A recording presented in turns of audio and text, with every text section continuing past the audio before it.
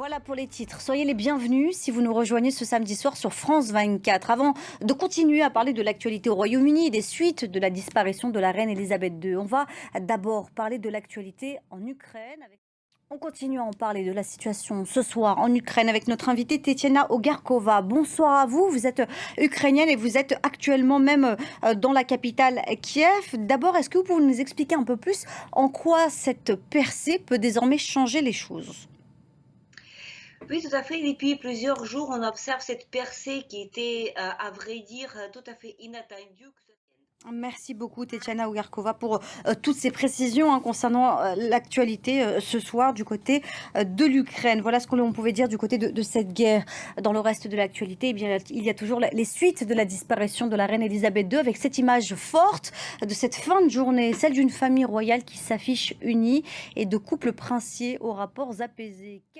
God save the king, que Dieu protège le roi. C'est avec ces mots que le Conseil d'accession a officialisé l'intronisation de Charles III comme monarque ce samedi.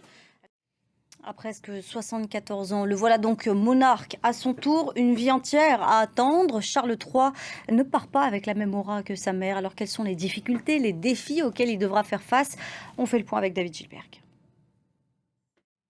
Aux États-Unis, la Californie est toujours en état d'alerte. Une tempête tropicale fait craindre des inondations et des coulées de boue dangereuses, alors que la population ne s'est toujours pas remise des incendies de ces derniers jours qui ne sont toujours pas éteints. Et Tanaji.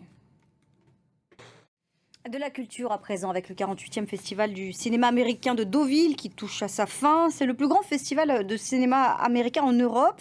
La cérémonie, eh bien, elle est menée par notre consoeur Jenny Godula qui est aussi maîtresse de cérémonie. Elle nous parlait justement un peu plus tôt du palmarès. On l'écoute.